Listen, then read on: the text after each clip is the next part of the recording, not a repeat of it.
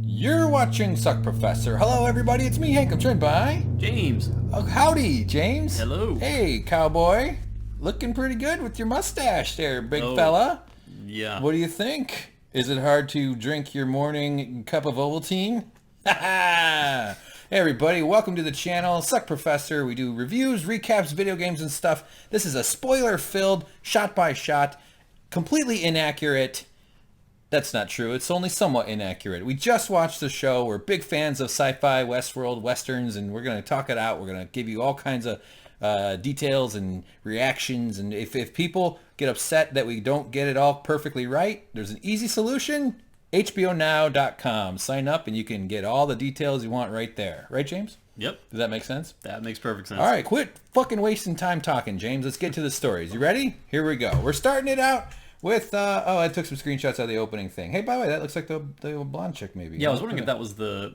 People won't know it yet, but whether that's the snake woman. Snake woman. This is the opening sequence. That's what my bones look like after a summer of not being in the sun. So, okay, sorry, we're getting to it. There's the logo, black screen. Here we are. We pull up back on an eyeball. It's Bernard living inside someone's eye. We pull back more. It's Dolores, our favorite heroine,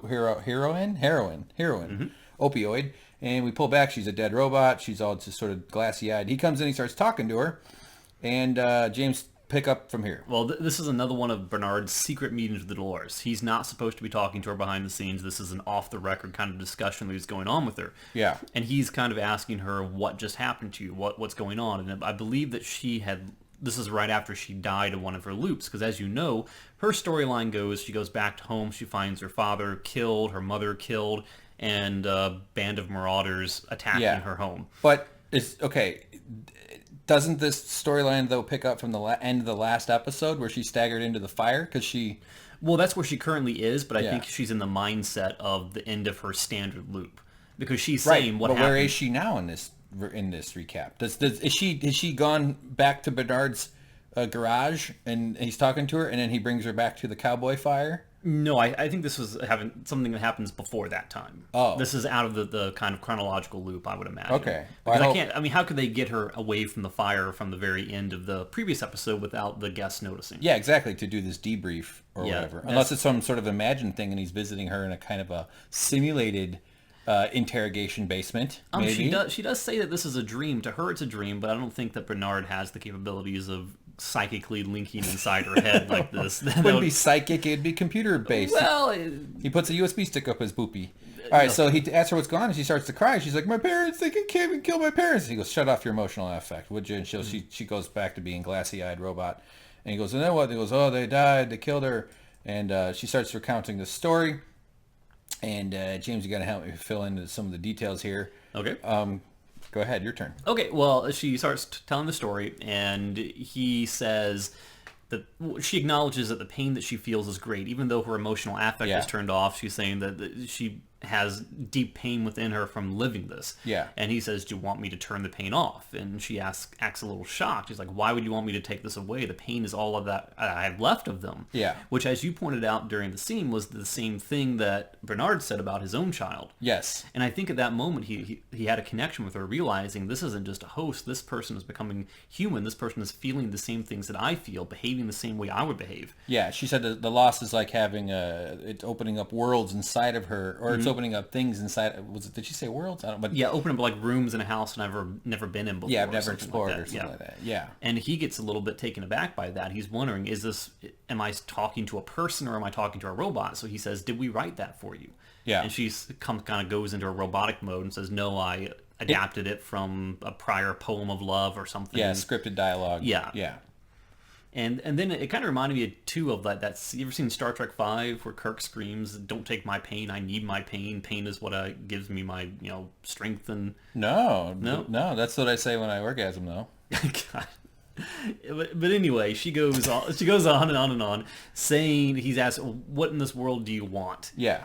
And she starts saying, what was it that she said? That she says that I think there may be something wrong with this world. That there's something underneath happening that she can't quite put her finger on. Yeah, and it stresses her, though, because she goes, or I'm losing my mind. Yeah, either it's something wrong with this world or it's something wrong with me, and I think that I might be losing my mind. And you'll recall when they talked about what Arnold was doing with the consciousness experiments when in previous episode when Anthony Hopkins was explaining this to Bernard in Anthony Hopkins' office, Dr. Bob Parker.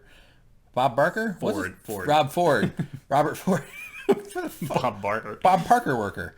That he said that some of they made them think the voices were gods or something, and some of them went insane from it. So, and that actually struck me as a really plausible thing that a logical mind would go to, because you have either the world is a complete falsehood and there's unbelievably crazy things happening that I have no comprehension of, but I have senses of, like as if we're in the Matrix and we're starting to tell that it's not real.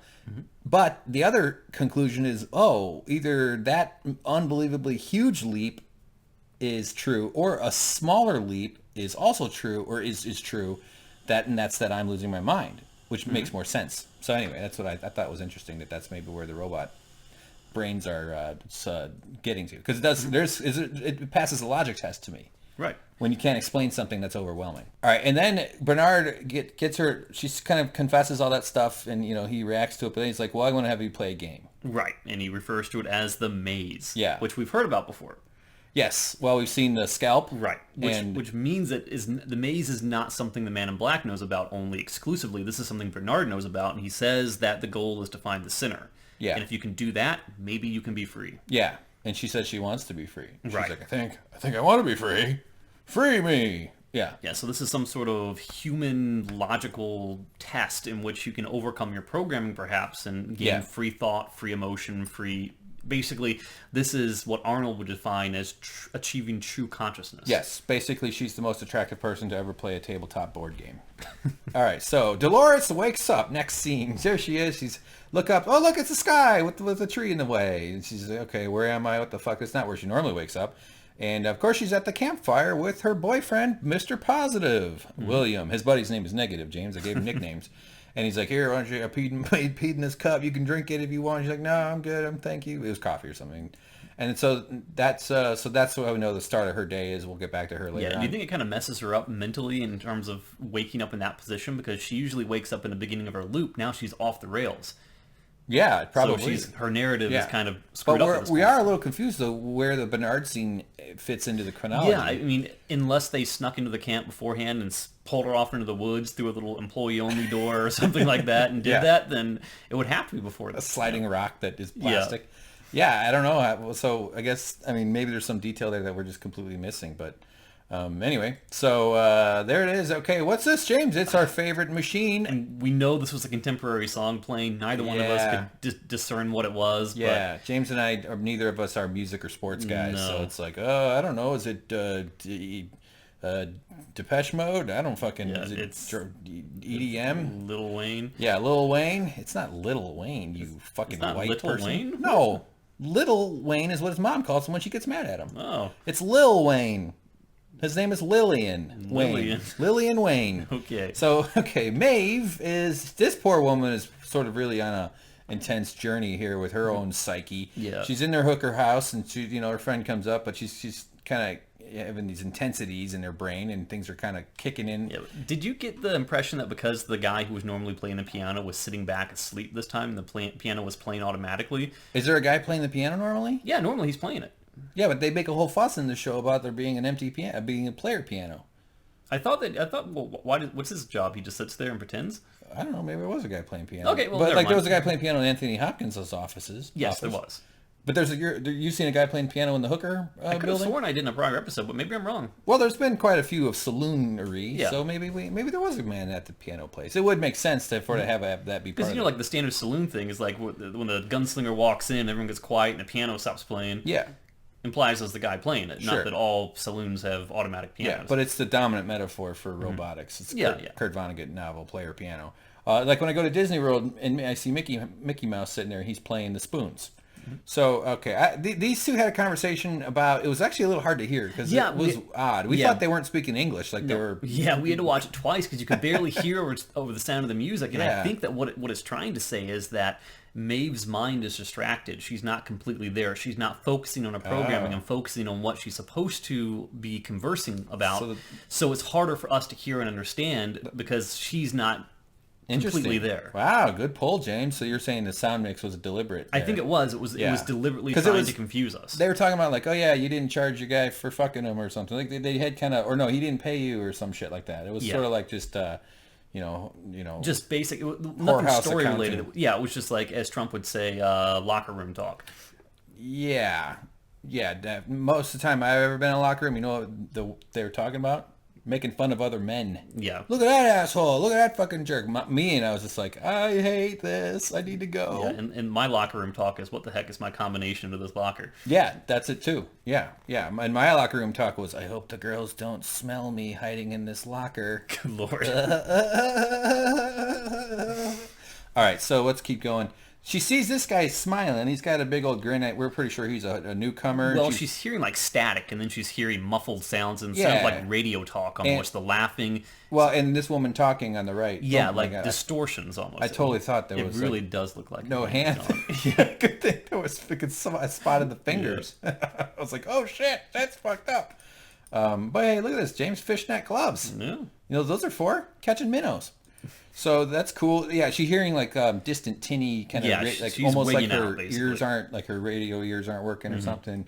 And she's like, and then she's looking right at her. She's like, oh shit, I see blood, and it trickles and it comes out in a weird angle. I actually did think it was a weird angle right away. I was like, oh, why would it go upwards? And then we see more blood coming. So we learn that gravity is actually going this way. And I actually thought that it was going to start forming the constellation pattern from the prior episode, like a spiral, like the maze or something. No. But it turns out not to be that. No, not at all. No. Nope, there we go. So the camera rotates, and it's actually, poing, she's on the ground. Uh-oh, blood flowing down her robot forehead. And this is similar to the time she looked at Teddy's eyes, and then remember Teddy was dead. Good old dead Teddy. A lot of times looking into the eyes of another person seems to be something that triggers their past memory loops. It could be, yeah. Mm-hmm. Well, the eyes are the window into the memory, as they say. And the butthole is the window into their poop chamber. Mm-hmm. So there they go. She's like, oh, shit, we're all fucked. And then what's happening is this maniac decided just to kill everybody, which I bet you happens in the park when you get some overzealous, guy, paid a bunch of money, now he's here, he just starts to decide to murder everybody. It's kind of the point of the place. If you want to kill everybody you can, you go for it. It's like a video game. And so he's like, he just comes up, and she's kind of giving this glassy-eyed look. She's not dead. She looks at him, stupid idiot, and tried to get a shot of the gun going off. She gets one last look. It's all fucked up, and pow, pow! Oh, that was a good shot. Bright white screen. The muzzle flashes are tough to catch. Yeah. You got to be right on. I also think there's a tiny little delay with the way we take the screenshot. So whatever. We cut to the workers are coming in. These are the interns. This is what you do on week 1. All right. Hey, you're new here? No, you don't get the program. You kind of look like Katamari Damacy. That's going to roll him into a ball, push him out the door. That's a video game reference, and for anybody who doesn't know, it's a lot of fun. Look it up. Katamari Damacy. So we got dad. They're staring at each other. 1, 2, 3, 4, 5, 7, 8, 9, 10. Lots of dead. Oh, shit. Those boobs. Fuck. I can't tell, but I'm going to block it out anyway. So, hair, gross. Oh, yeah, they drag her off. There she goes. So she's watching her friend, so she's sort of not shut off. She's not completely dead at that And then point. she kind of gets into this all kind of, a lot of flashy in and out as sort of mixing worlds in her own consciousness. We're sort of experiencing things from her POV. Waking up to these guys. These guys look like they are like the world's most evil French fry chefs at McDonald's. And what does this remind you? To me, I see things like this, and it's like someone, not like that I believe in this kind of stuff whatsoever, but it's like memory flashbacks of alien abduction. Well, sure, yeah. I think that's what they're trying to do. You're on the right track describing it like that. I mean, she's on a table being probed and fucked with by dudes standing over her. I mean, that's sort of the like... Nobody wakes up from an alien. Like, it'd be funny though if the aliens were just super chill and they just had an alien cave and like, yo man, grab a brew, grab a beanbag chair. We're gonna play some Xbox 14, and they're from the future, and then they have amazing stuff. Wow, way to waste our viewers' time, Hank, you fucking idiot. So there we go. Oh no, it's scary. What's going on? And she sort of comes back to, and there she is, and she feels her chest, her abdomen, her torso. And she's not killed. She's alive. She's like, I don't understand this. Something's going on here. I thought I just got killed. She walks out. She's very distracted. She doesn't quite know what's going on. She almost gets hit by this guy in a, what do you call these things? Cars pulled by horses with no car stuff in it. Wagon. Thank you. And so she's sort of out of it. But now we come back to her house, I guess. This is her and her undie ruse. One looking around, and she spots a little bit of blood. Mm-hmm. What is this? That's weird. Is that hers? Is it someone else's? Well, she should do what I do when I find blood. I taste it like an old detective. I dab my pinky in it and I go, crystal meth, PCP. We're gonna find those skateboarding punks. And I should have said rollerblading. That would have been funnier. We're gonna find those rollerblading fuck faces.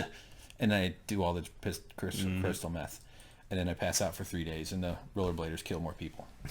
All right, so she goes in. I assume she's like drinking or something. She's she seems to be handling her stress with alcohol. But hey, that's what robots can do whatever they want. Mm-hmm. But then she pulls out a piece of paper and scribbles up a note. What is this? Bender from Futurama does that. yeah, he's a drunk. I thought you meant he draws robots when he's stressed out.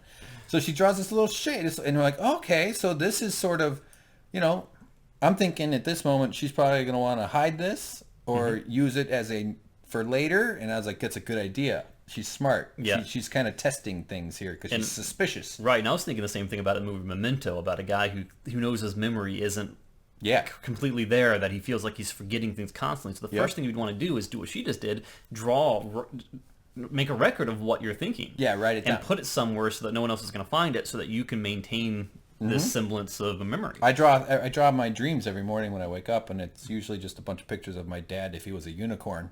And there she is. She's like, oh fuck. And but what does she do? She does exactly what I was thinking. But this caught me off guard. I thought it was really cool. She cracks open her floorboard and she looks in, and what's this? There's other stuff in here. By the way, it's not just papers. I mean, there's like a little lacy shit. Looks like some keys or some metal or some fucking stuff.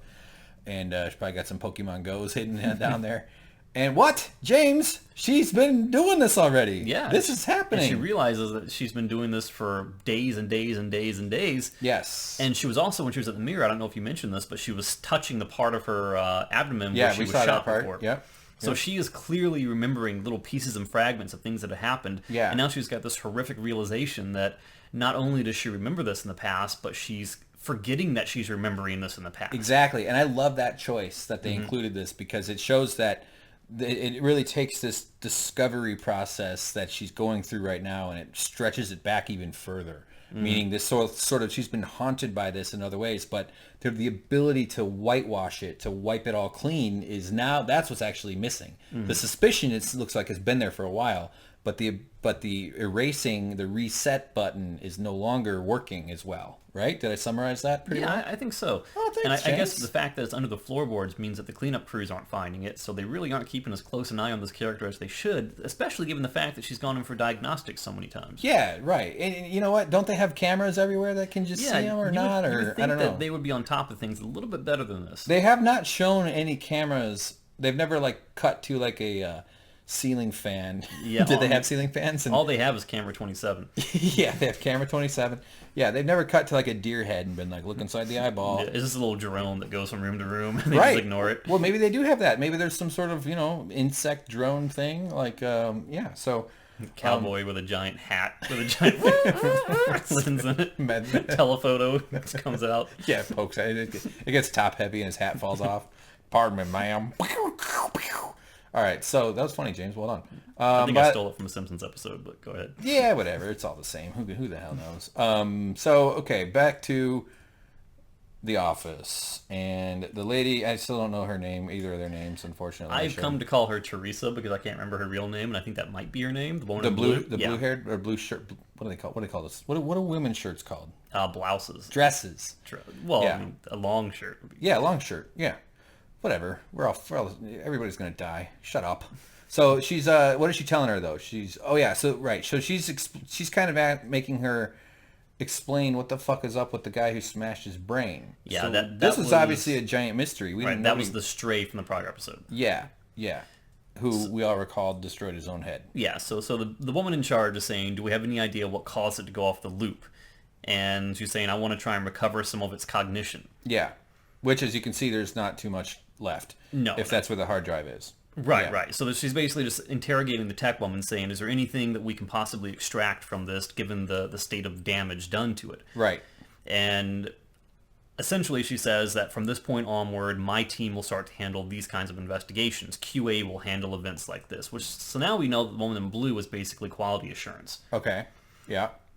And she says basically all your, I think actually what Bernard says to her is that, okay, your team can take it over. Just give us a post-mortem of what happens once you're done. Yeah. We want to be in the loop. But the technician, this girl, she's not real happy about it, though. No, she's frustrated. She's pretty ticked off, and she's mad because Bernard personally hired her, and she believes Bernard hired her because she represents the same intuitions that Bernard does. Yeah. That she thinks that Bernard would fight for things that she would fight for, and she says that Bernard basically just leaves her out hanging. I think the word she uses saying is that you caved. This was clearly not a pattern of behavior here. This is something... I'm sorry, this clearly was a pattern of behavior. Yeah, and this guy's going, no, I'm not Mark Wahlberg, but I get that a lot. Yeah. And then, so they're sort of just confused and wondering what the hell is going on with this, and she's like, come on, man. This is all what James was talking about. Right, so then Bernard leaves, and she kind of chases him down. What does she tell him?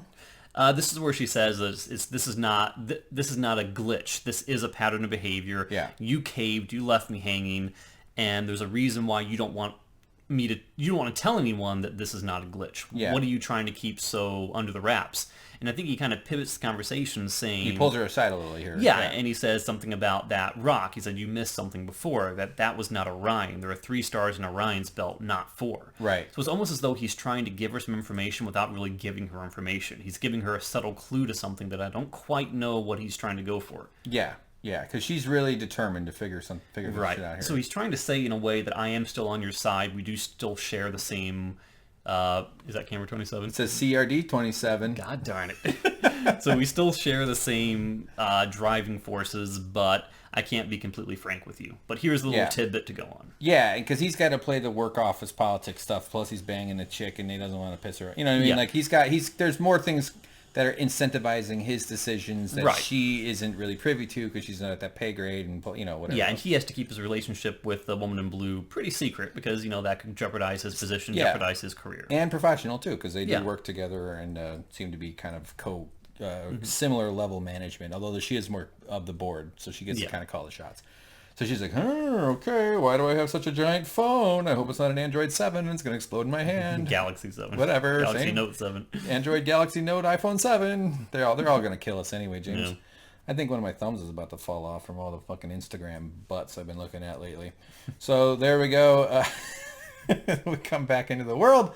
It's Dolores, and she's looking around. They're finally... What happened, though, she encountered these guys while they're on their way to do a mission. Right. Looking for Slim Miller as a bounty, as a bandit. And this is not something the Man in Black wanted. The man with the black hat wanted to do, because he just wants to go around and bang and shoot everything. Yes. Yeah, so... And the Man in White wanted to go and do something. When you say the Man in Black, you don't mean Ed Harris. Yeah, I meant to say the Man in the Black Hat, because when I talk about the Man in Black, I mean Ed Harris. How about you just call him with my nicknames, positive and negative? Okay, negative. This is positive, this is negative. Okay. Yeah.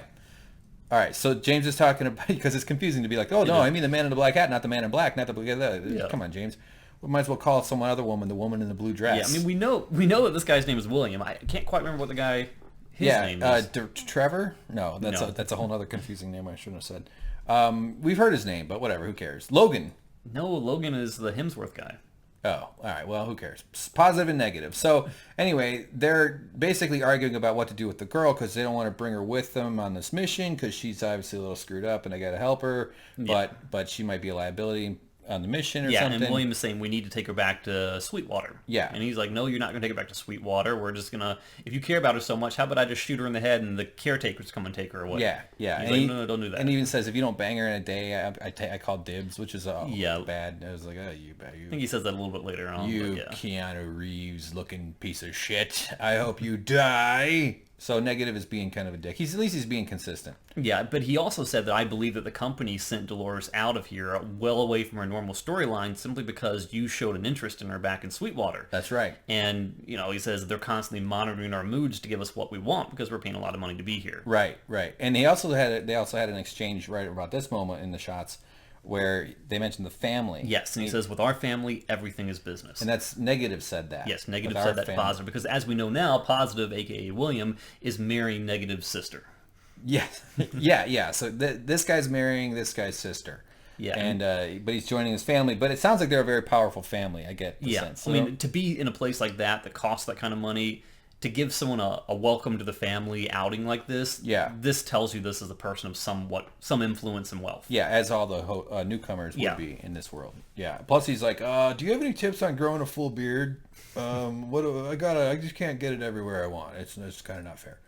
So he's like, "Nope, I don't. I got weird bumps and shit on my face too, even though I'm a Hollywood actor. It's weird, isn't it? Yeah, it's weird." So then they walk off. And he's just thinking like, crap, this buddy of mine is causing trouble. He's in love with a robot. I'm in love with her too, to be fair. But then again, I fall in love with, buffets and, things. All right, speaking of love, we cut to a snake. And it's slithering, doing its fucking snake magic, whatever the hell however they do there.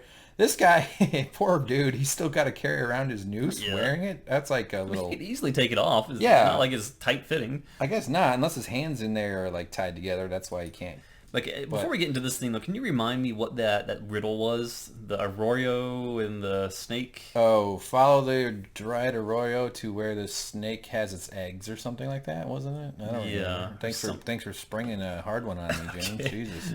That said, Harris murdering a snake. He slaps it. He tosses it down. It looked like it was a pretty realistic snake, though. I thought that was pretty cool. Yeah, so they're basically on the path following this clue right now, this riddle. Yeah. He's looking for something. But this guy's been dragged everywhere, and he's kind of miserable. And, there is a lot of dialogue, which I can't read. Yeah, okay, I'll help out. So the man in black, Ed Harris, says that the whole world is a story. I read every page except for the last one. Yes. I want to know what it all means. Yeah. He's been there forever, and Any more? No, that is basically what happens before he looks off and sees something happening down below in the river. They're looking for... Yeah, he's frustrated. They're looking for the maze, yes. But he's also like, we can't figure out what where we're supposed to be, but we haven't found... I got the sense they're looking for, snakes. Well, right? Yeah, where the snake lays its eggs. Yeah. And so then it cuts to, we hear a little thing in the water. What is it? And he looks over and, it looks like we found it. Yeah, we found our snake, he says. It's a lady. And what does she have? She has a giant crazy snake tattoo all over her body. Wow, that's nuts.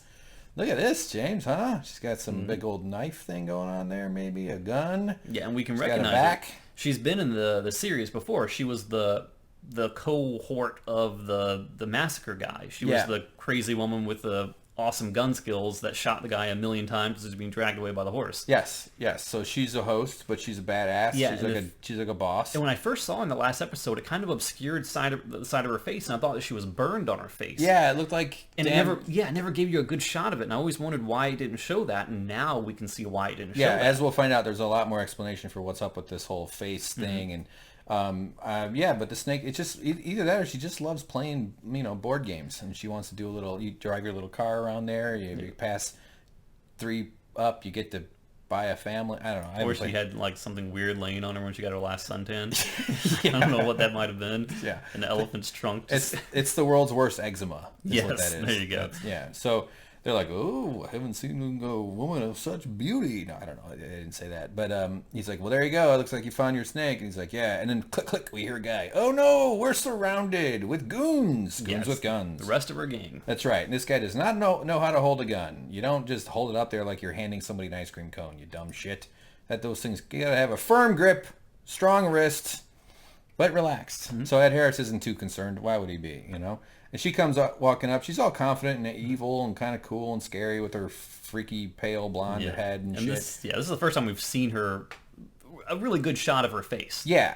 Without the hat and everything. Yeah, she just had a shower. I mean, a bath, and so we don't still quite see what the face is. You can kind of see that's a snake. You'll be about to bite her eye. There's more coming up here. This guy, by the way, we've seen him before, and someone even mentioned that they saw him before at some point during this episode. So yeah, here's a good shot. That's the best shot so far. Yeah, so I saw this, and I was like, oh, okay, so it's not filled in. Obviously, she just got distracted at the tattoo parlor. She was out with her girlfriends. They went a little crazy. They all got matching full-body snake tattoos, which is like just a rite of passage that most women do. Yeah, so he's trying to question her, right? Yeah. And she's ignoring everything he's saying. She's just saying, no, I like your hat. We'll just feed the rest of you to the horses. Yeah.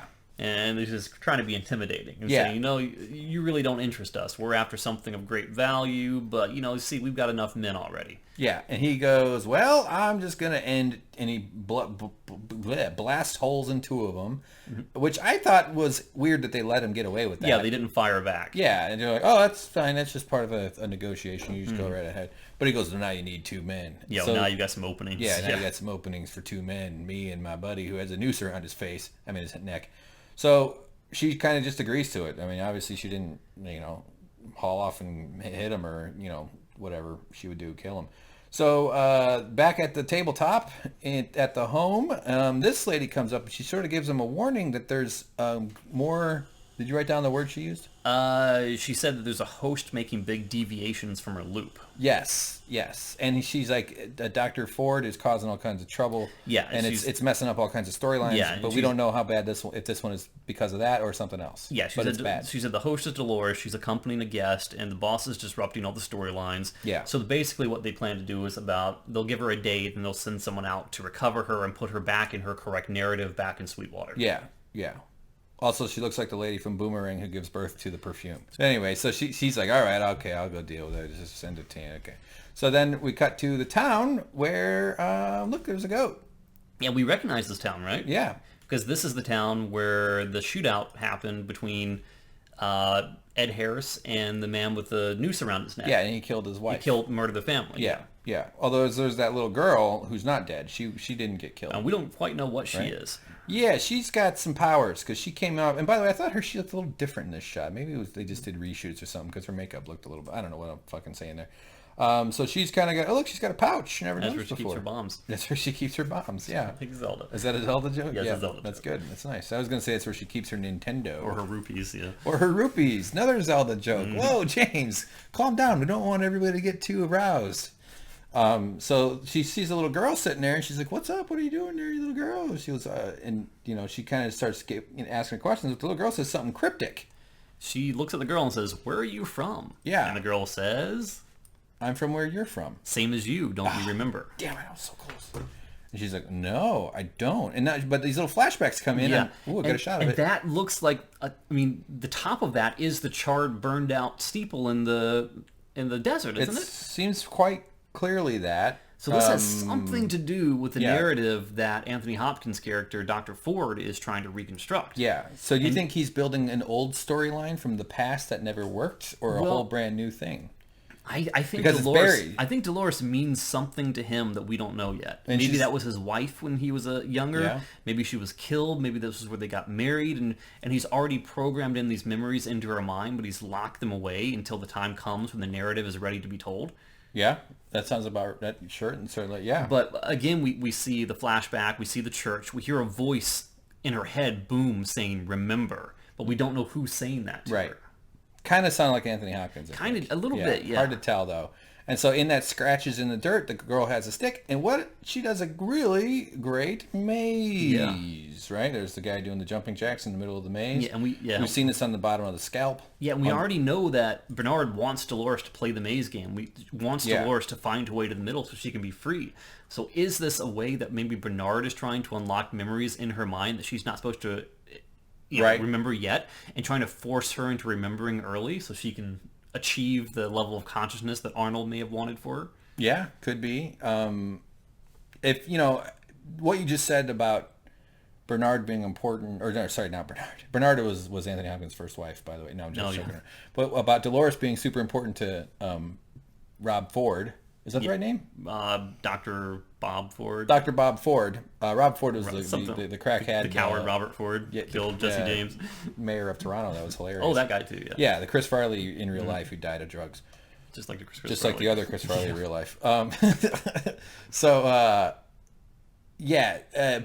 Bernard seems to be going below or under the radar of Dr. Ford. Yes. Although I suspect that Dr. Ford is allowing Bernard to do this stuff because he needs this to... I don't know, maybe not. Maybe I'm certainly... I do think Bernard is a good guy. I would go so far as to say he's a saint. Saint Bernard. Okay, I'm done. That's a wrap. That explains why he has that barrel of rum around his neck. Yeah. Yeah. Saint Bernard. Oh my God. That sounds like something I would say. And therefore, it's both horrifying and hilarious. So, oh God, what the fuck? What's this maze? No, actually, she gets distracted by this guy. He comes up and he's like, oh, hey there, little missy. Looks like you've gotten lost. You need a little handy poo going home. She's like, oh, I guess. But she started kind of giving these little glitchy memories and stuff, right? She's not really happy this dude is messing with her. Yeah, and we know from that scene in like Mount Olympus in the Red Room where they said they would send someone for her in a day to put her back on the correct path. That's what's happening here. As you pointed out when we were watching it, that the man who grabbed her is really a host. Well, you mean, okay, let me back up a little. This guy, you mean? Yeah, that man is a host. And his job is to put her back on the path by taking her back to Sweetwater. Do we know for sure this is a host? And not a park worker who's just... Well, we don't know for a fact. I suggested that they probably use hosts as like intervention cleanup crew. Yeah, I mean... This is basically the guy who goes and scoops up the the flowers and the teddy bears off the side of the highway after a bad rainstorm. Oh, jeez. Good Lord. I mean, he's not there all the time, but they use him to solve problems. Think about it, going back to the Matrix and Agent Smith. Why would you go in yourself when you can just, change the programming of someone that's already next to her to take care of something you need from within inside?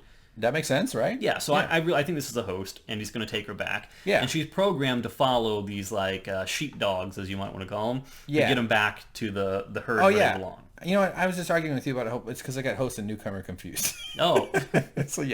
But I just noticed this, though. So this girl, look what she's wearing. Now, I'm going to skip back to another shot, and she's not dressed the same. So this flashback, see how the clothes are totally different, and her hair is better, and she's dressed up a little more here, I think. Just trade these off. So obviously there's history between Dolores and this girl, because this is Dolores' flashback to some other history, because we also have this gun thing which happened, right? This is now we're back in the sequence of the screenshots. So that's a big clue. I think to go back to the Matrix again, because this is very Matrix-y. Yeah, it is. You had like the train man, you had the keymaster, you had all these kind of things. I think she is the guardian of the maze, of the entrance to the maze. I think she is a critical program within the whole structure of Westworld. That, within the body of an innocent young girl. Because they can all have the same mind. I mean, meaning like a little girl, they could program a little girl to be an old man. The body and the mind are just the software that's installed. Yeah, and I think Arnold inserted things into this world, into this programming that would allow a host, if they start to reach sentience, to reach the level where they yearn for their own consciousness. He's inserted things in there that will help them to that end, which includes finding and solving the maze. It sounds like it could be a thing, and it might just be even a metaphorical thing, or it's a series of tests they have to pass, almost as if like aliens who force humans to pass tests before revealing the secrets of the universe. Right, James? High five. Ow, James, have you been doing no push-up? So, okay, this guy is just she's not cooperating with him, and she's like, I will not go with you. But she's not supposed to resist her programming like that. She forcibly pulls her arm back, which makes me think that had that been one of the curators and not a host, that he would have been like, whoa, that's not supposed to happen. Yeah, he would have reacted in a way that would have given it away. And he would have pulled out his iPhone Galaxy Nexus X7 and tapped a few buttons, and she would have then suddenly complied. And a rope would have turned up around her neck out of nowhere. Or the Sandman would get his cane and pull her off stage. Yeah, exactly. But, James, what's the number one rule of customer service? Customer's always right. Hell yeah. And they're always... Prospector joke. Yeah. Hey there, look at you. I had a coat once. I still have it, actually. It's my only thing. So he comes in and intervenes, and the guy backs off because he's the customer. He's the white hat hero. And he doesn't have... And what he says, she's not lost, she's with me. Yeah, yeah. And she's like kind of relieved and like, oh, you're so nice. So there they go. They're off, and she's happy about it. Boom. Thank you, sir. She knows him, by the way. She's not new. And she goes wandering off. But she's still kind of looking for the little girl, I think, right? She's like, what the fuck is going on here? This guy here, he's shopping for avocados. They're down to the bottom, and they're all fucked and they actually have a very important conversation at this point. Yeah. This lady's trying to get chickens to jump up and kiss her hand. She can't bend over, and she's got an itch on her knuckle. Okay, what's the conversation? He looks at her and says, I figure that they would keep you in your zones or on certain paths. Oh, yeah. And that she's kind of out of her loop at this point. Yeah. And she goes into this long story saying, I never asked where the path was taking me, and starts telling the story about how she would worry as a child when a steer would get lost out in the wilderness. And she would wonder, is the steer going to come back? And she'd sit up late at night worrying about its safety. And then she said, it never occurred to me that we were bringing the steer back for slaughter. Oh, So right. why was I so worried about the steer being off the path when the path itself was leading the steer to death? Yeah. And I think she was talking about herself because she knows that, if not directly in her subconscious, that her story always leads to her death or her pain or her own torture. Yeah.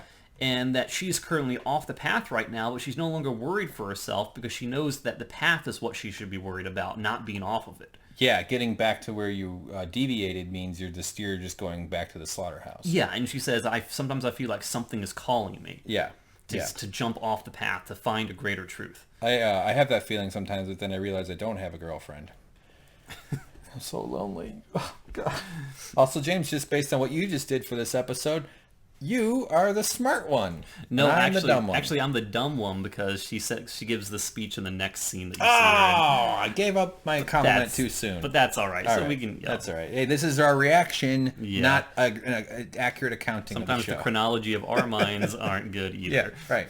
So, well, just a quick note about that, about humor. You know, our intention is to entertain and be funny and stay true to the spirit of the show, but we can only stay true to what we know and see and recall, so we're going to get some of it wrong. Yeah. But our first goal is to be entertaining, and it's like music, and comedy is like music. Like, if you wrote a song that 100% of people thought was great, that's a miracle. It's not possible. Same with jokes, same with being funny. A sense of humor resonates with, you got to hope at least a few people like it. But anyway, my point is that I don't get upset when people don't think we're funny, because I don't expect to make, if 100% of people who hear this shit think it's funny.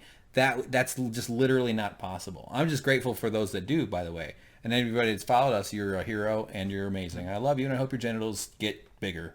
That's the wimpiest cloud I've ever seen. Yeah, the Wendy's cloud. Yeah, that's the intern. They got a new designer who's just working on new clouds for the park. All right, so this is the gang. They're Ed Harris and his buddy have teamed up with, and they're off to go catch these. Oh, she's like, she's having a meeting. She'll give us a signal when it's time to move in. She comes in. Of course, it happens real quick, so I don't think I got a great screenshot, but she slices this guy's throat, pulls out a gun, and shoots him off his horse. And Ed Harris is like, oh, I guess that's the signal. And yeah, so she's this woman is fucking tough and scary, and she'll cut a bitch whenever she feels like it. So don't mess around with her. Also, I wonder if she likes to go to Chipotle.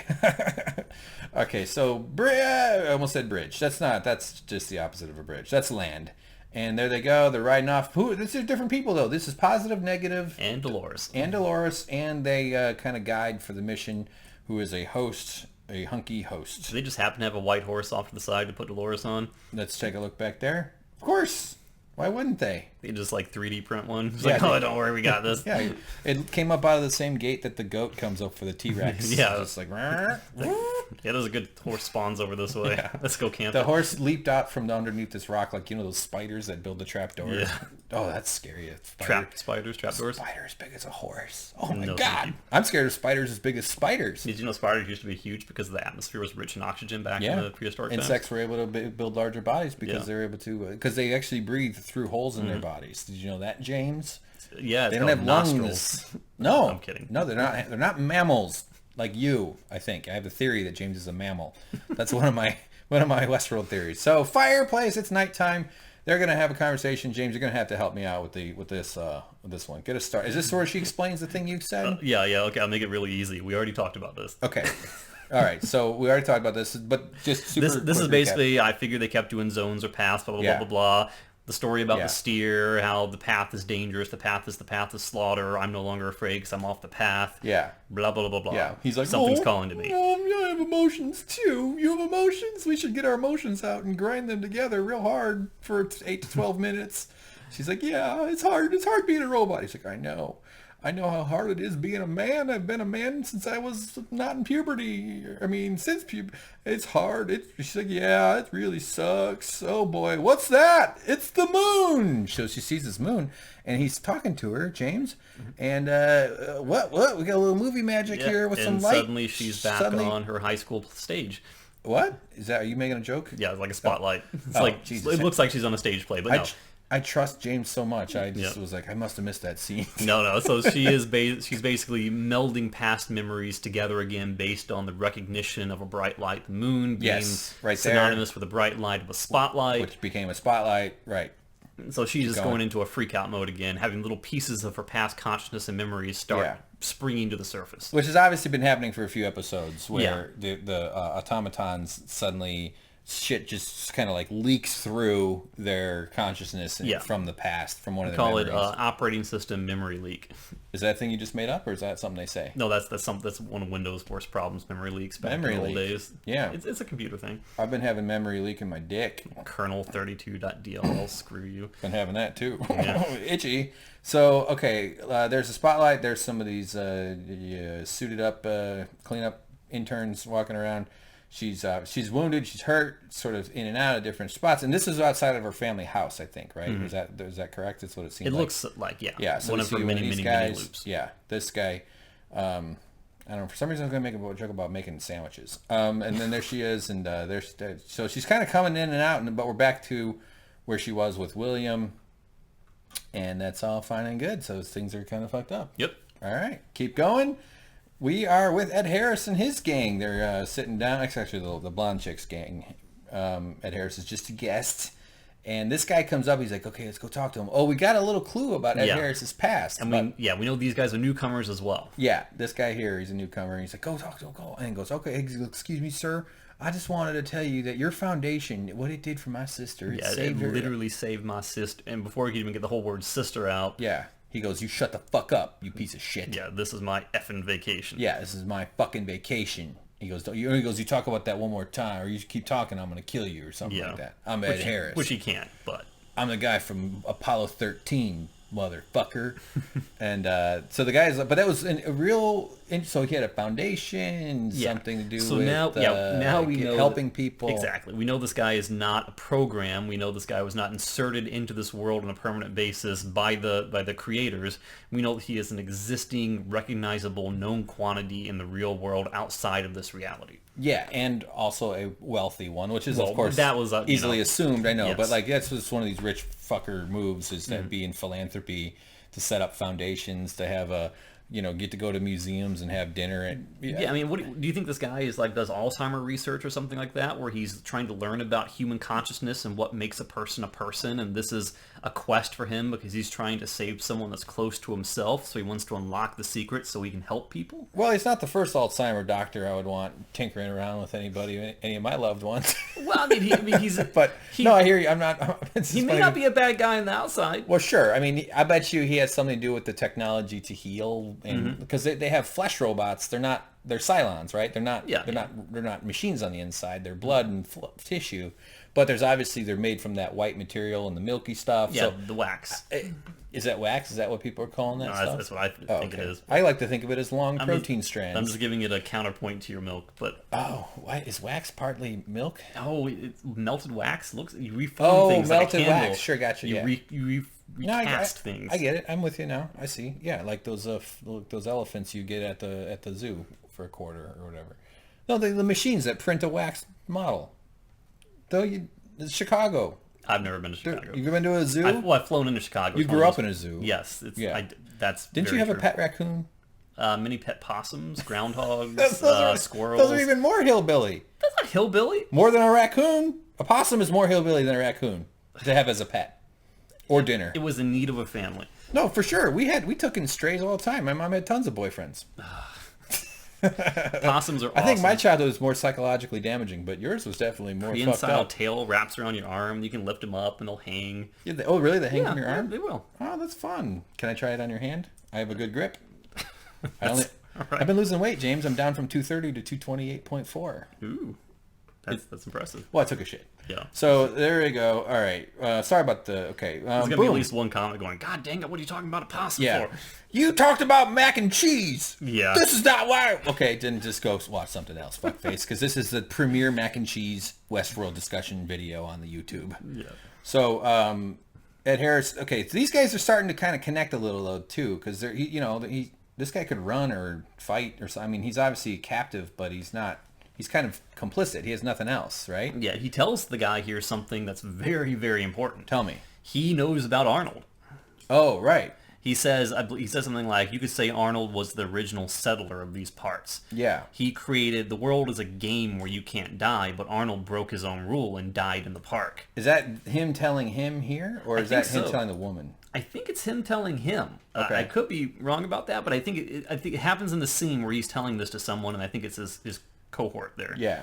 And he said, but I believe that Arnold still had one story left to tell, a story with real stakes, real violence, and I'm here to honor the legacy. All right. Man, James took some notes on his iPad. That's badass. A little bit. Did I give it away? Did you not want me to say it? No. I was trying to take some notes this time. Were you trying to pretend like you had No. Yeah, like I'm going to have somewhat close to real quotes in my head. That's good, though. We only watch it once, so I want to we watch it. We should watch it 2 or 3 times. We would give a better review. But we got to get to bed for work in the morning. Yeah, we want to do it tonight, get it out. It's, but also it's our reaction is whatever else. We haven't had time to sit down and analyze this. We just watched it. Yeah, right. Yeah, like she looks like she got attacked by a lobster tattoo artist. So what's this conversation though between him and her here?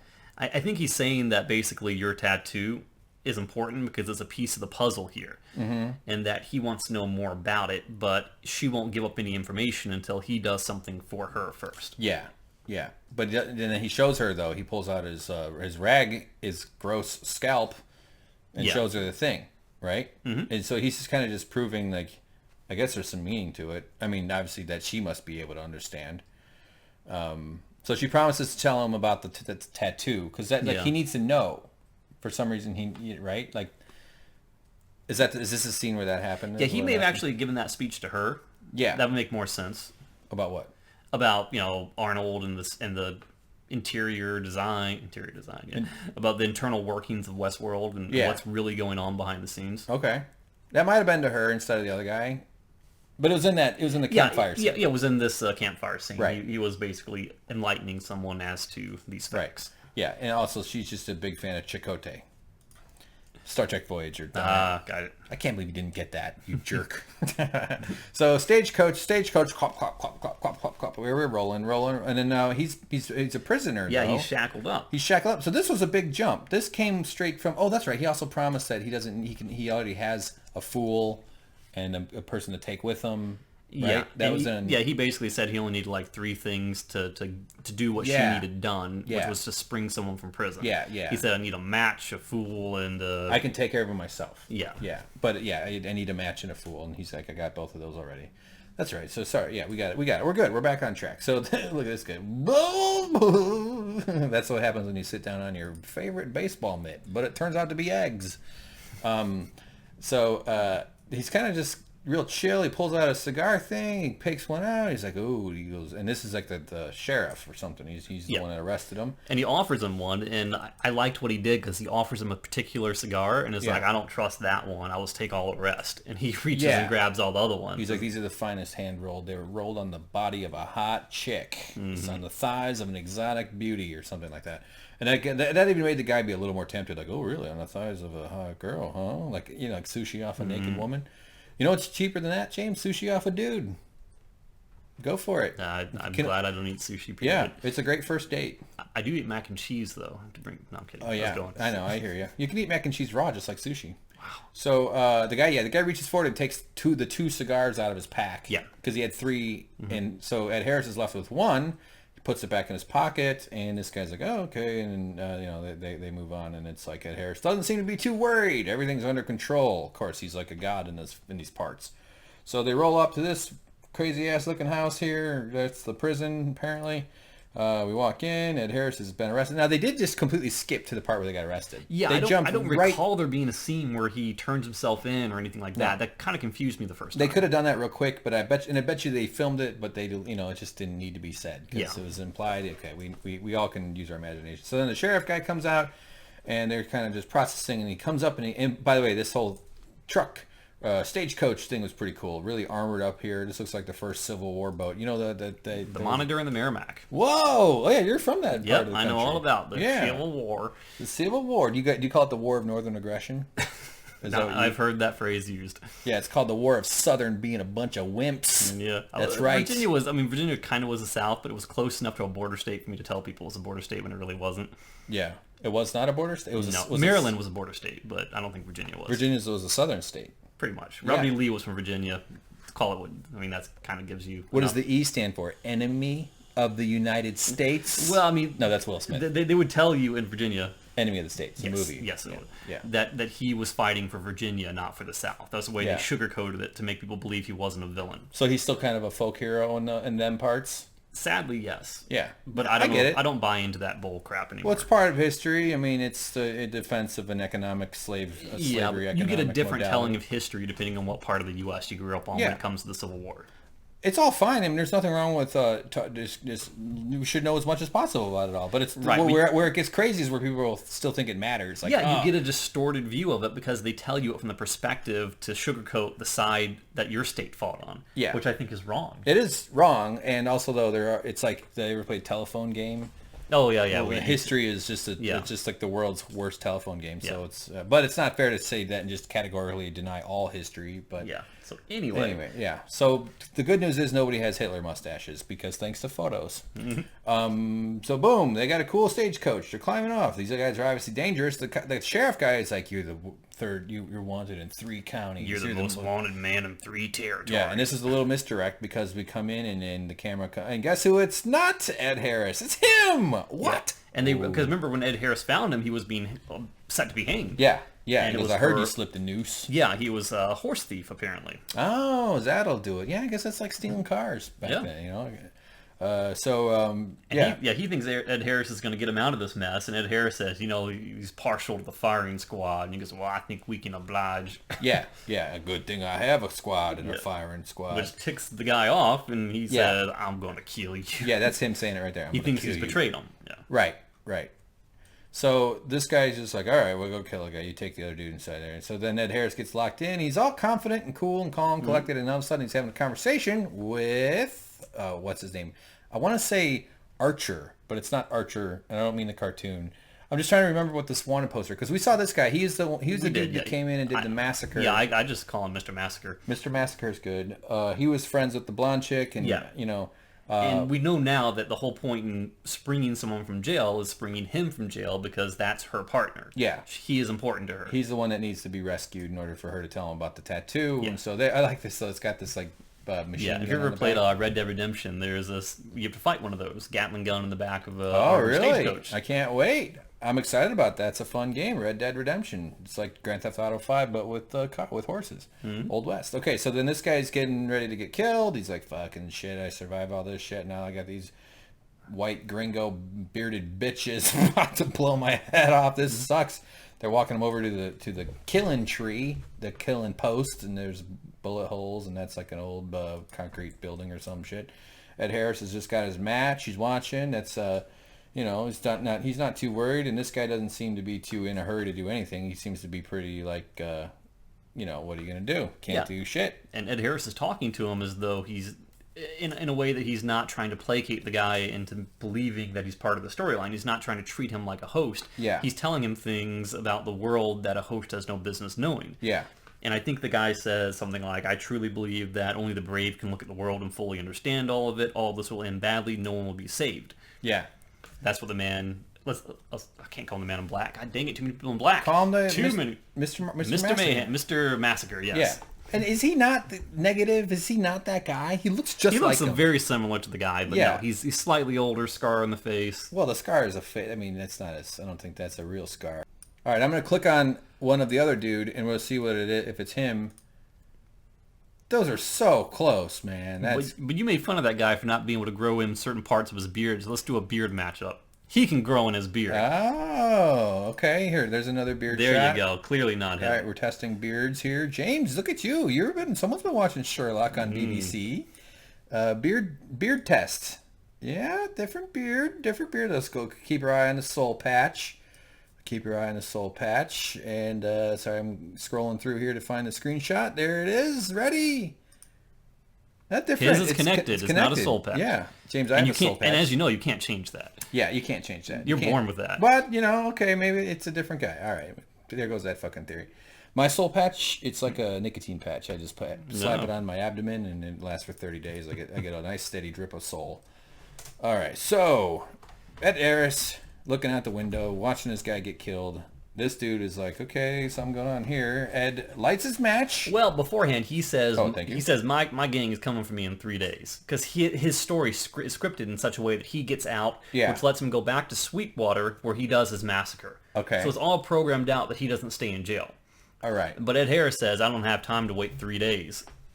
And he takes action himself. Yeah, and he's also a target of like a bandit raiding party, or a bounty hunter party, too. Because that was how he was first presented on the wanted poster in the first episode. So Ed Harris lights the match, and then we cut to the control room, and she's like, hey, we've got a request for an incendiary device. Yeah, request for a pyrotechnic effect. And then she says, Los Diablos, which I have to believe is the name of the prison, maybe? Ooh, could be, or maybe it means devils in plural devils. Yeah, maybe. And she says, approved. Yeah, so but then though, is how does she know that that's what he intended to do? Well, she knows where the incendiary. I think maybe they monitor things that are capable of making boom booms. Maybe, you know, and I've been doing a lot of squats lately, James. So my boom capability's been going up a little bit lately. You know what I'm saying? So they approve. That's the Helmsworth brother that we like to talk about, and he kind of gives Hemsworth. Hems? Yeah. No Helm? I thought it was Chris Hems. It's Ed Helms and Chris Hemsworth. Oh. They look very similar, same physique. Yeah, Chris Helms, Ed Helms, whatever. Yep. He's a fucking actor. Both his younger brothers are even handsomer than he is. Okay, so he's like Peyton Manning if Peyton Manning had, if they weren't fucking demon trolls that look like they should be sleeping under a bridge. All right, so there they go. He lights his match. He lights his cigar. He gives a little puffy puff. The woman and the guy earlier gave it the approval. So we all kind of I predicted this. James heard me. You did. Wasn't exactly a great leap though. It seemed but you said it's going to be the old exploding cigar, and I laughed and said that would be the dumbest, most cliche thing. Yeah. But it wasn't like the Three Stooges exploding where it explodes cigar. And the face it curls up and the face is all black. Boy, no, it wasn't that. It was a blow the lock apart cigar. Boom, pow. Guy's like, oh shit, we're getting the fuck out of here right now. So he goes. By the way, you can sort of see Ed Harris's age here when he walks, and he just sort of barely kicks into her. The poor guy's old. He's still menacing, but I could kick his fucking ass. He's old. And he sort of staggers off. Looks like he's about to dance right there. Yeah, let's do it. You'll go left, I'll go right. We'll have a nice fight. And I don't know why that got fucked that was. So, this guy, I don't have a shot of it, but his face blows up from a cigar. He comes up, and that was the guy in the stagecoach, an armored stagecoach. With him. And so that was pretty funny though. He just the cigar blew up his head, and it was hilarious. Sorry, I don't have a shot of it. Just imagine someone punching a open bottle of ketchup, so or a puddle of ketchup. And so he's like, "Wow, that's fucked up. That's crazy." He's like, "All right, let's get out of here." So he grabs his guns, and they're gonna come over here. And this is an homage or a scene. And the guy kind of goes, "You got your last words?" No, it's all right, fine, ready, aim. Fire! And he lowers his arm and pow, pow, poof. But this is exactly the same way they filmed the previous time Ed Harris rescued this dude from death. You know what I was thinking? Well, hold on, let me just finish real quick. So we get a guy running. We hear gunshots. We don't actually see it all go down, but the guy behind him gets blurred. And so this guy's just like, oh shit, he's kind of flinching, and Ed Harris rescues him, pulls his eyes off or his bandana off. They told you I could do it. What were you thinking, James? You got to go back a whole bunch of screens. Oh, you had a specific thing? Yeah. Oh, all right. What screen? Like one more? Like all the bullet holes behind him. I was thinking that they were going to shoot at him, but all the bullets were going to start hitting around him, but not at him. Like you'd see ping, ping, ping. Right. Ping, As ping, if somehow Ed Harris had some way to put his bulletproof nature onto this man to protect him using his influence as well. Oh, okay. That would have been cool. Yeah. I see what you're saying. That's not a bad thought. I'm into it. I like it when James has a thought, even if it's kind of made up and stupid and full of shit. Sorry, that felt a little aggressive. Yeah. I went a little too far. I'm sorry. I love you. Too late. Tell me you love me. It's too late to apologize. Fuck! I almost had him. So there's the guy. He's tough. He's scary, and he killed a guy too. And they're on there. So this dude's like, oh no, I can't ever get away from these fucking maniacs. He's actually really appreciative here. Yeah, he is. Yeah. But also earlier he's like, you should have let you kill me, deal with you fucking jackals or whatever the hell. Yeah. So woman with the crazy face tattoo and the body tattoo, and they come rolling in. Hey, her boyfriend's back, or we don't know. They're partners, but maybe they're banging. They're probably banging. I would be if I was attractive. And she's like, oh boy, this good. And now I'm going to have to... And Ed Harris jumps down and is like, we're going to have a talk over here. Yeah, some words. He fulfilled his end of the bargain. Now she's got to spill her guts. Pay up, little missy. So she goes into this whole thing about a story about being a 7-year-old little girl, and shit got fucked up. They got attacked. Her family got killed. Somebody cut her mother from her throat to her... She called it something. Yeah, and I tried to scorch that out of my memory. I know, I tried to memorize it. But she says they're masked men with evil horns who killed everyone, even the animals. Oh, throat to her sex. Yeah. That's what she said. That's not that bad. She basically, she painted herself in her mother's blood so they wouldn't think she was alive. Yeah. You know what would have been bad if she said, like, her throat to her Dungeness crab. That would have been hilarious. She got it from her throat to her... squid smoothie. Alrighty. Jesus. I need to sleep tonight. We just got banned from YouTube. So she goes in this quite a memory dead-eyed stare thing, and she's looking, and we see her tattoo, and she explains that she covered herself in blood. Did you ever say that part? Yeah. And Ed Harris is like, okay, all right, that's fucked up. And so then she says that what happened, she dedicated her life to tracking down those men, and she killed them, and she takes their blood, and she uses the blood to fill in the snake tattoos. And she's got one left, which means that every single segment of her face and of her entire body, with each one is partitioned, is a victim, someone she's killed. And it's the blood of them, which I don't know if that would work. You probably die from infection if you weren't a robot. Or the blood would just like get absorbed and kind of go away. Because if there's one thing our bodies are actually pretty good at, it's like dealing with dried up blood. Yeah. Like that's literally what a bruise is. Yeah, but she does say who the last man is. Yeah, right. So she says, and he's like the head of the snake. And yeah. She's like, yeah, the head of the snake. Who and is it? His name is Mr. Earp. Wyatt. Wyatt. They did not name him Earp. I made it up. Can you remind me of something? Who was it that gave the backstory to Teddy of Wyatt?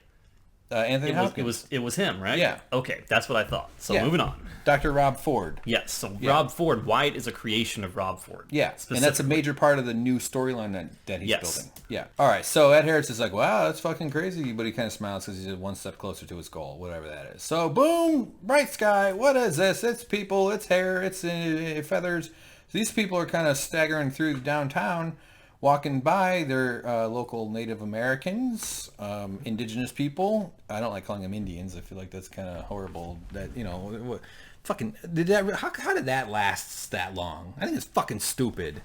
Idiot Christopher Columbus didn't know where he was, so he just called them what he thought they were. What if Christopher Columbus was trying to go to Norway? We'd be calling them Norwegians. That'd be pretty cool. I'm just saying, like, what? It's just insane that the word Indian stuck to that, because they're not.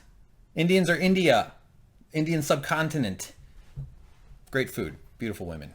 All right, so there they go. They're walking off. Oh yeah, this was crazy. So this little thing falls out, and Maeve is there, right? And she's in town. She's looking at the stuff. She sees this thing drop. She's like, "What the hell is that?" So she runs over.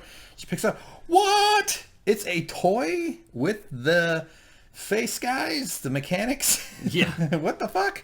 That was really cool. I thought this whole thing was amazing, and it kind of, she's obviously like, was that a pun? It was amazing. Oh, Mavesing. Nice. Mavesing. Mavesing. Yes. You may. So there she goes. She runs up and she chases him down. She's like, "Hey, kid, you forgot your toy." Fucking this. And then so she was like, "Wait, what was that? Yeah, what does it mean? What is it? What does it mean?" Because that's exactly what she's been seeing. And so she goes and she gets a drink, and she's all. Well, no. The soldier turns back and says, "They ain't likely to tell you anything. It's their religious stuff." Oh, that was before. Okay, I was waiting. Yeah, that's this guy here. Then. Yeah, he turns and tells her that. Yeah.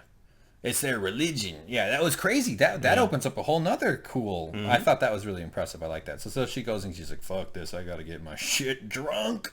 So she's drinking and she's just hanging out really. And this woman, she notes that she's seen him before, and so she negotiates. She's sort of playing the role as like the apprentice, top hooker. America's next top prostitute. America's top hooker. And so she just makes an arrangement. She kind of waves over another chick, and then they walk off. But she remarks that she's seen that man before, and I know we see him again, and I'm pretty sure that his storyline is not complete. Yeah. I know that he'll have some more influence. He's probably like a lawyer or like an agent sent in by like Arnold or Ed Harris or or maybe the board sent in like a secret shopper. Right. Okay, so we don't really know. Well, this part I didn't fully understand. It's almost like she knows that the Native Americans have this statue. This statue is linked to her understanding something she desperately wants to know more about. Yeah. So it seems like she's playing an angle where she's trying to incite an event that's going to help her get closer to that answer. Right. And she says something like, he rides with Hector, the one that lives out with the savages. Oh, yeah. And I didn't quite get what she was going for there, or if that was something I was supposed to pick up on, but it seems like she's got a card she's trying to play on this part. This one here has the card. Or Maeve, you mean? Maeve says this. Well, she learns that it's sort of her next avenue of investigation, basically. Yeah. She's got a lead. So, so it flashes of that. Then we cut to Bernard, and he is, by the way, check out the Native American influence. So Southwestern. We can say Indian. I just think it's absurd. You know what I mean? I just think it's ridiculous. So she's trying to get dressed. She's zipping up her thing, and he's like, okay, you're just going to fuck me and go? And he goes, when you're under stress. She's like, how can you tell I'm stressed? He's like, you have a tell. And then she sort of laughs about it. She was talking about Dave Attell. Really funny comedian. And so then he gets out of bed, and it was kind of funny because he's in his skivvies, and she helps her out, and they start hugging, and they're in their 40s, and that's weird. And blink. James, is that you? I've had my volume turned all the way down. James on is this so iPad. popular. You're Mr. Popular. It's getting close to the magic. Oh, Johnny Romero. So I don't know what that means. So then they what do they talk about here, James? Tell me. It's a pretty short scene, but like you said, he says that Bernard is with. I'm gonna shoot myself if I'm getting her name wrong. I call her Teresa. But he says, you're stressed. She says, how can you tell? You have your tells. You're a master of observation. And she says, tomorrow I've got to talk to Ford. He's creating chaos in the park, and the board will want answers. Right. And then he goes on saying that when you talk to the board, you need to stand a certain way. Your body language, your posture tells you certain things. Oh, yeah. Keeping your arms in front of your stomach is a sign of weakness because it shows you're nervous because you're protecting the most vulnerable part of yourself. You need to stand, look more assertive because he's a behavioral program. He knows these things that she doesn't know. Yeah, there's a TED Talk about the power stance. Yeah. Yeah. I do it before I poop. There are, and actually while I poop. You power squats? Yeah. I don't squat. Somebody's got to warm up the upper thigh. I do it while running. Yeah, totally. I do it while cartwheeling. That's how I get the ceiling so gross. So she's like, okay, you did it to me. Let's kissy, smoochy, smooch. Pow, pow. What's this? She's back at work next day. I just want to say this is... Shut up, iPad. God dang it. It's fine. Don't worry about it. This is my favorite overall scene of the entire show so far. Oh, all right. I want to hear why. And stop me and fill me in when we do that. So then Dr. Ford, the camera kind of follows her, and he's just sort of like, check out my shit here. What's up? He goes, don't worry. He's reassuring her. Like the board doesn't, he's right. Isn't that what he was doing? Yeah. She basically says the narrative you're creating is a massive endeavor, and if you need more time, I'm sure the board will understand. Oh, yeah. And he's like, but they probably wish I'd never finish it. Yeah. Correct? Now, is this what you wanted to look at, this thing? No, just overall the scene. Keep going. All right. Yeah, so we got this giant earth grinding thing. It's this huge thing that gobbles up the planet. Go ahead, James, if you got anything you want to say. Well, no.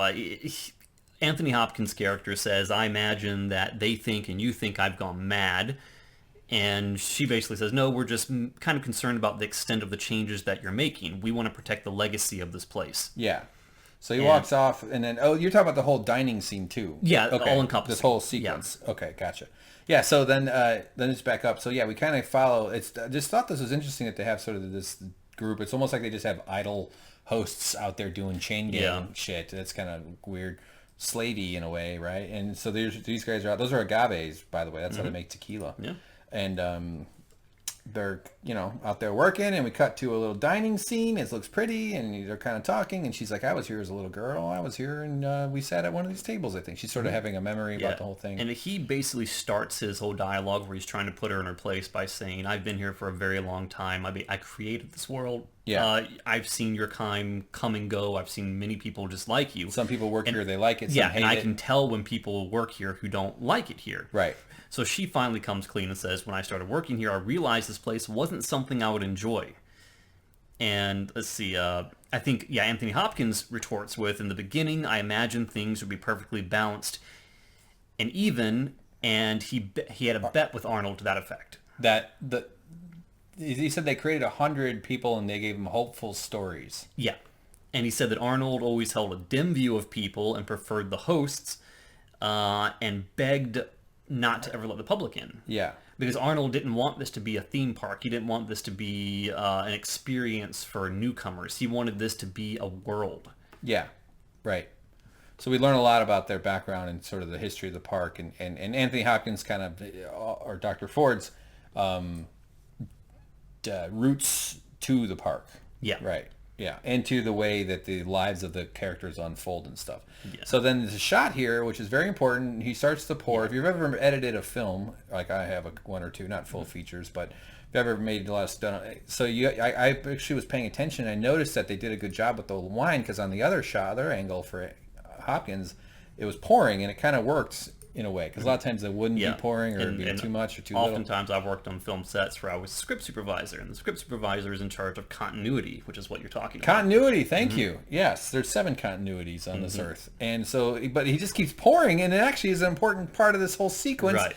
So and it's weird, it's spilling, and he doesn't stop pouring, and it's, fucking up the tablecloth, and so like, what the hell? And this is where he begins his power play. Yeah. Where he basically uses his mind or his influence, his power to freeze everyone. Yeah, these two are frozen here. And everyone in the field is frozen. Everyone in the field has stopped moving. And he says, in here we were gods. Arnold lost his perspective and went mad. I haven't. I've always seen things very clearly.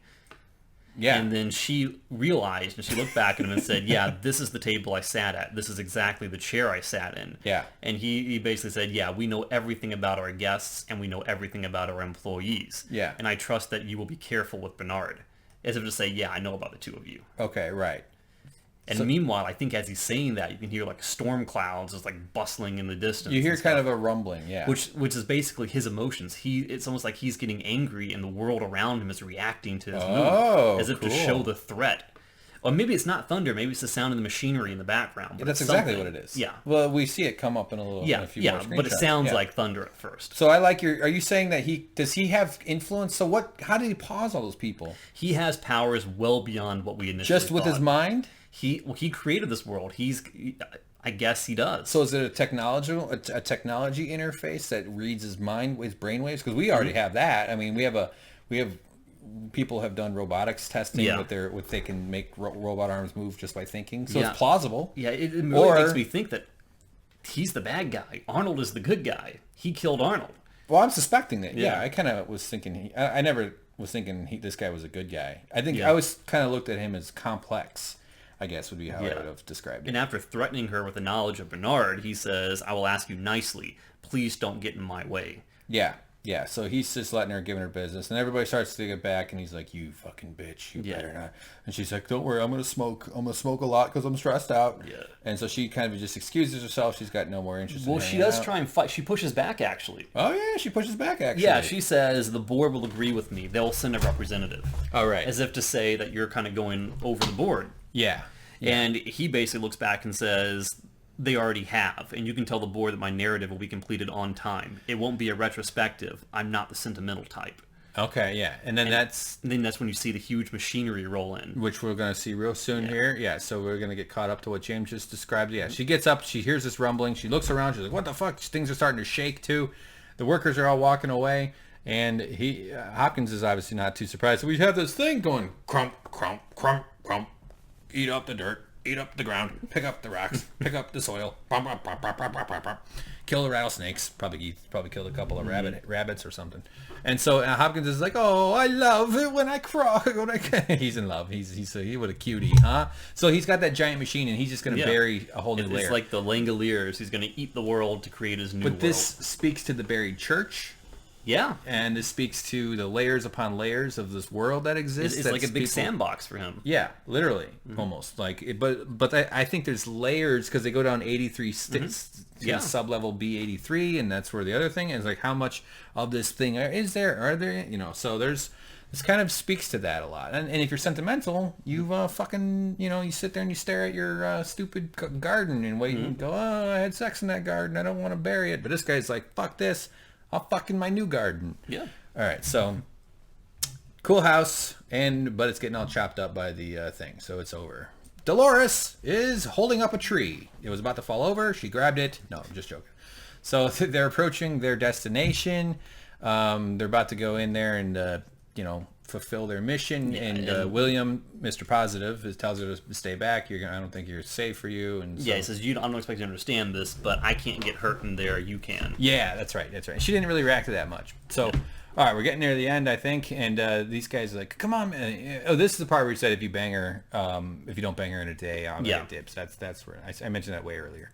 So then the cowboy, Mr. Negative, decides he's just going to go racing in because he doesn't have anything to worry about. And we've got these goons. They've taken over this family. And this is them going after the bounty of Slim. Yeah, Slim Miller.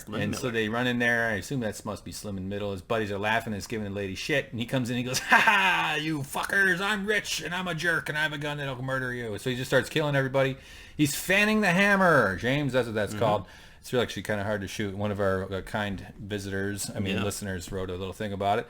And boom, pow, pew, pew, pew, pew. So they have this big gunfight. Bang, bang, ching. And he was just playing Bathtub Simulator. Yeah, he was. This guy's there. Look at that. His head turned into a shadow, or a fro if you squint. And they're just in there. A couple more goons come out of another room. Everybody's having a good time. It's exciting. It's sweaty. It's gross. They all have body odor. And they're shooting. Bang! And that... this is Slim. Yeah, he hits him a couple times. Yeah, so, the guy... They end up kind of hiding behind this desk or this countertop thing or whatever. Not here. And they're getting shot, but he picks up a gun. Positive is trying to shoot. Yeah, Slim... Or not Slim. This guy here grabs a bottle off the thing, takes a swig, and they're sort of making their plan. But he just decides to get up and go because he's got nothing to worry about. He can't be killed. He's a human, so he gets up and he takes care of business. And he comes up and Slim shoots him a couple times. Take that! No, my God, fuck! He didn't die. What the hell? That's crazy. And so he walks right over.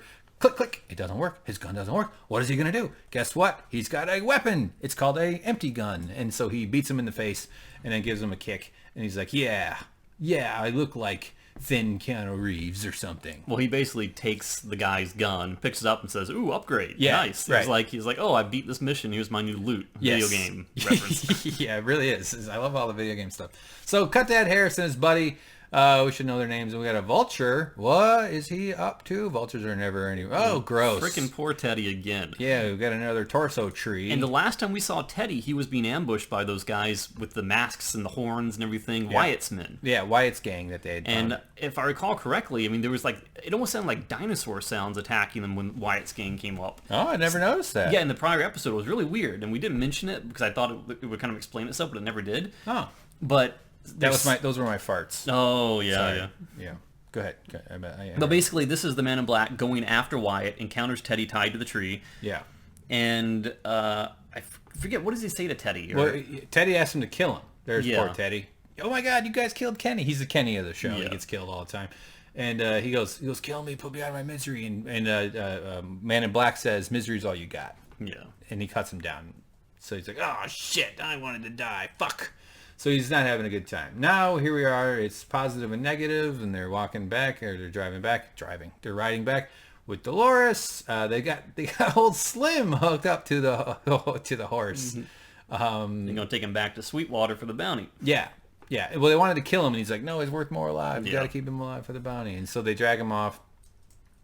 Please fill in the details here, and then James. Negative shoots their guide. Oh, yeah. Who was a good guy. And then William's like, what the heck did you do? He was an innocent guy. He was a good guy. Yeah, this guy here. Yeah, and he says something like, this guy is going to lead us to much more interesting things. Right. He's like, this is where the real story starts or something. He doesn't say it, but that's basically the gist of it. Because William is all pissed off. He wants to get back to town. He wants to have a drink with his new girlfriend, and now he's out here fucking around in the woods. And I think that William says something about what he did was evil. And he goes, evil? It's just a game.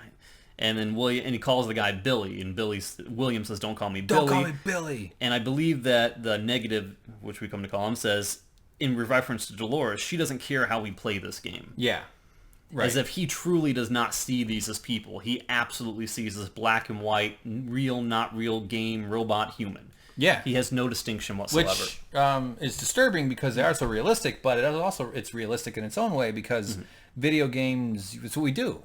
I've blown off a million heads in Grand Theft Auto, something where you yeah, it's nice. I also have dug a lot of, helped a lot of kittens. I haven't done any. Video games are all just horrible violence simulators. Boom, boom, cow. Pew. So William is obviously frustrated and annoyed and kind of pissed off at him. But he's just kind of like one of those dickheads that decides does what he wants. He's a bad boy. He's like me. He's a bad boy. Right. I'm the bad boy of video editing YouTube videos. He's the bad boy of a wealthy family in the distant future. So he's like, fucking guy, goddamn Teddy. I think they actually agree to part, don't they? I think so. I don't quite remember it all. What I didn't get at this point was, where's Dolores in this scene? Did they just leave her behind? Yeah, oh, that must be Slim then. He's got a bottle. Who else could it be? We're confused. Yeah, I think we might need some help from the comments on this. Yeah, one. I'm just clicking around our thumbnails here. Because he doesn't have his white hat on when they're riding away, does he? Yeah, that's not William. I think William insisted that they go back to town. Yeah, so basically he's saying, you want to have your story, you go do your story, I'll do mine. So he stays with Dolores. Yeah, so he's with some scumbag and they got liquor. Okay. Yeah, so, that's not William. No, absolutely not. Yeah. All right, well, Dolores and Slim are going to ride back and go have a family. No. William's got stuff to do. All right, so but fill us in the comments. That's what you guys are here for. There's Hemsworth. They're looking at, and these people are riding into town. What the fuck are these guys up to? They got, always something good going on when people are hiding their faces with blankets. So they ride in. It's spooky. Oh boy, I'm a shopkeeper. I'm just a cliche guy. And there's the sheriff. He comes walking out, and they know something's going down. Though this is all sort of a planned event. The sheriff runks out, and who is it? It's James's favorite fella, Mr. Massacre. He whips back the thing. I think it was a cool shot, and they kill the guy. They shoot the sheriff. Man, he's down. He's out. There he goes. He's getting ready to shoot. And they're playing out their massacre scene, just like they're scripted to do, just like they're supposed to do. Right. And so they roll out the thing. The gang is back together. The woman has her crazy face, and she's got the little bag of guns, which I hope I have a shot of. Yeah, but where she tosses like the sheet wrapped up guns on the ground, and they go into the bank with the rope to presumably tie it around a safe. And drag it out. And so that's the rope right there. I don't know why it's funny. He goes walking in, and Maeve puts a gun to his neck and says, okay, pal, follow me, bitch. So she does. She follows him in there. He follows her into the thing, and she goes right to he kind of tempts him. She goes, you want what's in the safe, don't you? And he's like, how do you know? I mean, it's a bunch of movie talk, right, James? Yeah. And so she says she'll give him the combination in exchange for information. Yeah. She goes, I want to know what this is. What's up with this thing? So she's curious about this religion she's heard of, and it would help her answer a bunch of her questions. Back at the office park, what happened in here? Are they just monitoring what's going on? Yeah, well, at this point, they're saying that we have a group of guests 20 minutes out who are going to be coming into Sweetwater right now. It's a bloodbath, a massacre. We need to freeze their weapons and clean up before the guests get in. Right. Thank you. God damn, I'm so glad you're here. Jesus, man, you have no idea. And so they're shooting, ha-ha, pew, pow, poo, ha-ha. And then guess what happens? The gun freezes up, right? That's coming. Oh, yeah. And then they show they get tackled, and kind of sort of puts a stop to it. He's like, all right, we're good. We can wrap it up, go home. But, of course, this is still going on. Maeve is still investigating. This is not a normal occurrence. And so he gets down. He's undoing the thing. She's smoking a blunt. She's having a good time. She's talking to him. And he's giving her little secrets. And she tells him a number. Every time he gives her a little bit, she gives him Do you another recall number. what he told her? Well, she asked what those things are, and I think back in the jail cell they reference that he's supposed to be like a half-breed almost. He's part Indian, part white man. Okay. So he knows something of the Indian religion. Yeah. And I think that's why she's asking him. And he says that those things are called shades, and the natives make figures of them. And that they're called, basically it represents the man who walks between the worlds, sent from hell to oversee our world. Okay. Which is kind of what they are. Yeah. I mean, they're from another world, and they oversee, and they have influence and power at will. And okay. Yeah, cool. I'm so glad James made notes. So he's giving her the stuff, and then she points out that she pulls out his knife. She takes it from him. She points out that she got shot. She's like, I was shot. And she remembers that. I'm not shot. Something's going on here. This is crazy. What's going on here? And so she kind of like points down at her thing, and she's got the knife out, and she tells him that she wants him to stab her where she believes she was shot. And he's like, what, are you crazy? Even this guy's like, dude, I don't make a habit of carving up innocent women. Yeah. So she's like, okay, fine. If you're not going to do it, then I'll do it to myself. And that's going to come up in a second.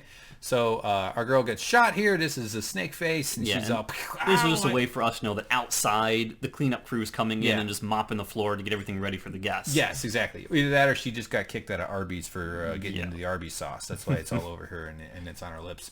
But no, it's actually these guys. There's this gang of dudes, and they kill her, and she actually goes, fuck you, and she shoots one of them, and they shoot her, and she goes down, or she's already down, and she's dead. Back to Maeve with the knife. Oh my god, what is she gonna do? Of course, luckily, I'm glad that they chose not to show it. Yeah. She just gouges her own fucking, she goes, ah! And so as they walk in, you hear screaming, and she, I was thinking they were gonna go charging in, and they were gonna catch him, like, holding her, because she's, like, hurt. But they would blame him and then kill him or something. Well, I mean, they're going to kill him anyway. This is the cleanup crew. Yeah, I know, but you don't get what I mean, though. Yeah, it's like, if of all times where the guys, like, actually didn't do the violence. Yeah. So they go charging up, and she's hurt. But they dig out, and he actually fishes for it.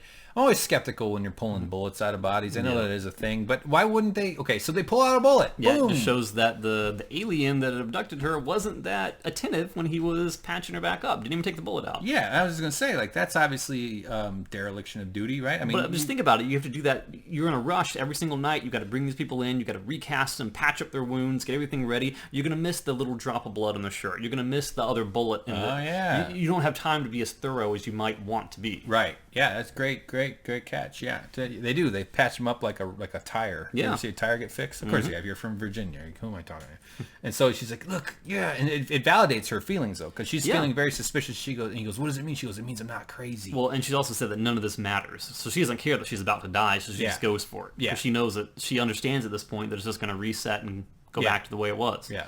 Then this looks right here. This is exactly what it was like for me on prom night. I stayed home and I got into a fight with my mom. I don't know what I'm trying to say.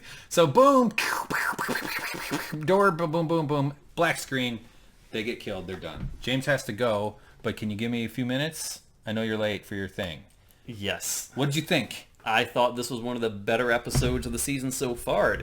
It answered questions. It posed new questions. It seems like we're right on the precipice of the big robot revolution. It seems like we're about to go over the tipping point, and it's going to be all-out chaos. Yeah. And we know that Dr. Ford is not the kindly old man we thought he was before. We know this is the guy who was probably our antagonist. Dr. Ford is. Yeah, and that the man in black is probably not the bad guy. He's probably going to be the good guy, and that Arnold was probably the good guy, and that the people who we thought were foes probably aren't going to be. Everything's upside down, and I love it. Well, I love it for that reason too, but I don't think it's as black and white as good guy, bad guy. I think that's what's kind of cool about it, even though they're sort of making it very clear with the white hat, black hat thing, which actually like has a little tiny hints of racism in a little bit of a way too. Not that that's what this show is trying to portray. It's just historically the spaghetti westerns. That's how they did it. So I agree. I was pretty interested in the story. I'm more kind of in the, I want to know about the consciousness stuff more than I care about the violence and everything. I'm very intrigued by how Dr. Ford has influence over the park. Is he controlling all those people just with like some sort of mental connection? Is it because they're all actually their own layer of robots that are in this layer upon layer upon layer of reality or not? I don't know. Did any of the theories that have been springing up get taken down or reinforced by this episode? I know it's kind of a vague question. Can you mention a theory? And I'll let you know? I don't pay that close attention. Oh, okay. Are any of our bullshit theories, or like, isn't there a theory that there's competing storylines, or that there's different storylines going on simultaneously? I don't know if I'd necessarily agree with that one. Is that a theory though? I'm sure that someone's got a theory like that. Okay. I'm not specifically aware of that That's one. That's fine. But it's okay. We should do a theory video though. We'll read up about it and stuff.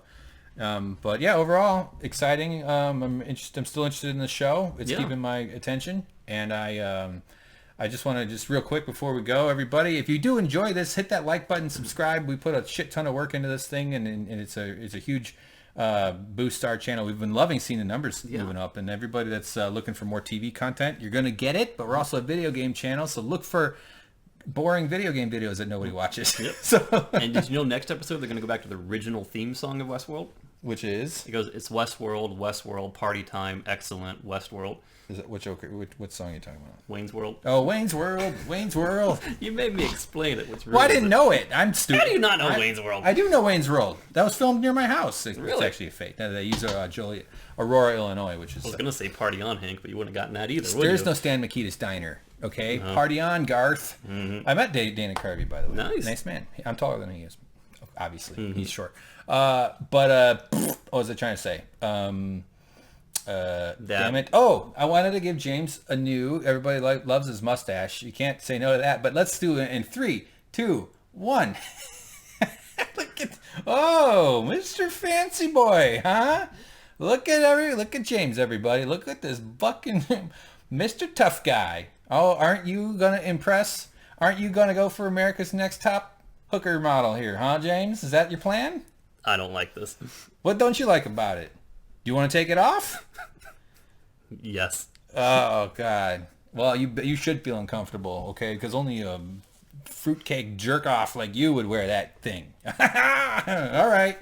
All right, everybody. Hopefully, let us know in the comments what you'd like to see me put on James next week. I'm always excited for suggestions. I'm thinking I might give him the Chiquita banana hair dress. That might set him in his place because he's getting a little too big for his burritos. Good night, everybody. Don't forget, like, subscribe, support our channel. We love seeing the comments, and we'll see you all later. James? Yep. Bye. Bye. I love you. Okay. Motherfucker. Motherfucker doesn't love me back. I'm gonna show you. I'll have the last laugh.